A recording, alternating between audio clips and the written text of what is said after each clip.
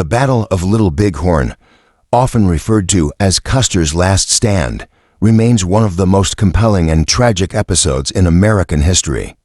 On June 25, 1876, the rolling hills and valleys near the Little Bighorn River bore witness to a brutal clash between the U.S. Army, led by General George Armstrong Custer, and a coalition of Native American tribes, including the Lakota Sioux, Northern Cheyenne, and Arapaho. This confrontation was the climax of years of tension, broken treaties, and escalating violence on the Great Plains.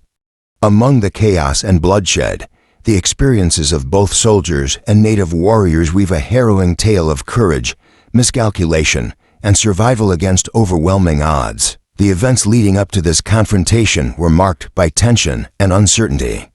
General Custer, known for his daring and ambition, was tasked with quelling native resistance to white encroachment on their lands. He set out from Fort Abraham Lincoln with the 7th Cavalry, believing his force would be sufficient to subdue any resistance. His confidence was shared by many of his officers, but tempered by some of his scouts and subordinates who recognized the dangers posed by the formidable alliance of native tribes under leaders like Sitting Bull and Crazy Horse. The march began on June 22nd, with Custer and his troops moving up the Rosebud Creek. Scouts, including a mix of Crow and Arikara warriors, were dispatched to gather intelligence. By June 24th, reports of a large encampment of native tribes began to reach Custer. Crow scouts warned of a massive force, but Custer, driven by a desire for victory and perhaps personal glory, chose to press on. His officers debated their next move, but Custer's decision was resolute. They would strike swiftly and decisively. As dawn broke on June 25th, Custer's command moved cautiously through the rugged terrain. They hoped to catch their opponents by surprise, but unbeknownst to them, their movements had been observed. Sioux and Cheyenne scouts relayed word of the approaching soldiers, and the tribes prepared to defend their homes and families. The warriors readied themselves, their resolve strengthened by the visions and leadership of Sitting Bull, who had prophesied victory over the white soldiers. Custer's forces were divided into 3 columns. Major Marcus Reno was ordered to lead a frontal assault on the village, while Captain Frederick Benteen was dispatched with a detachment to scout the surrounding hills. Custer himself would lead the remaining troops in a flanking maneuver. This division of forces would prove disastrous. Reno's advance quickly turned into chaos.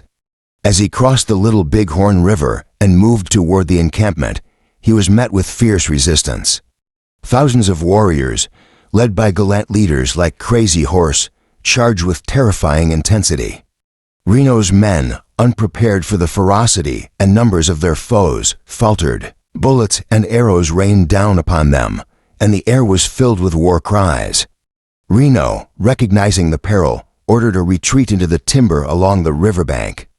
Many of his men fell during this desperate withdrawal, their bodies left behind as the survivors sought shelter. In the trees, Reno's beleaguered soldiers tried to regroup.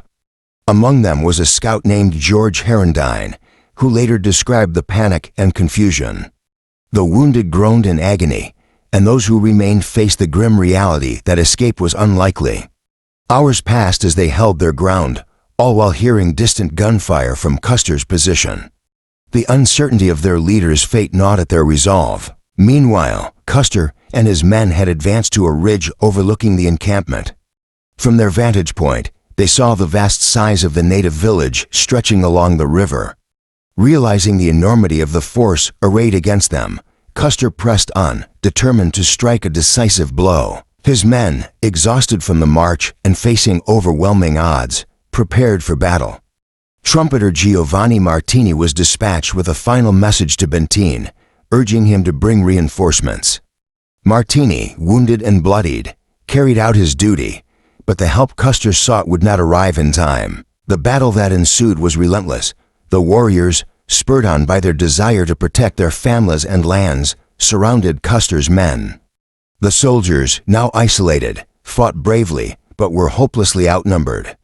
Eyewitness accounts spoke of Custer rallying his troops, his voice cutting through the chaos. Yet, as the sun climbed higher, their fate was sealed. The warriors closed in, and one by one, the soldiers fell. Custer, along with nearly 200 of his men, perished. Back on the bluffs, Reno and Bentine's forces faced their own ordeal. As darkness fell, they fortified their position with makeshift defenses, saddles, packs, and the bodies of fallen horses.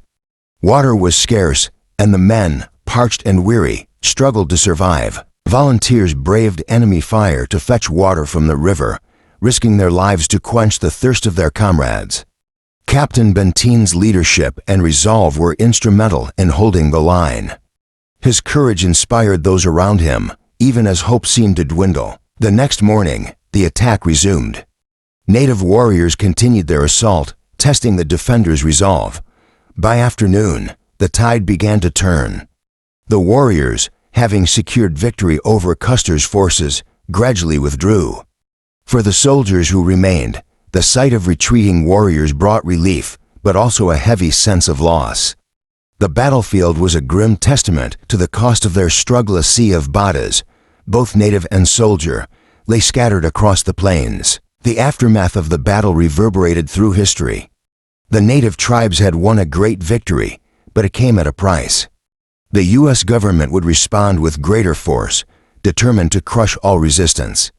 For the survivors, the memories of that day lingered, a haunting reminder of bravery, sacrifice, and the complexities of conflict on the American frontier. This retelling captures the courage, tragedy, and resilience of those who fought at the Battle of Little Big Horn, weaving together their stories in a narrative that honors their memory and the profound impact of that fateful day.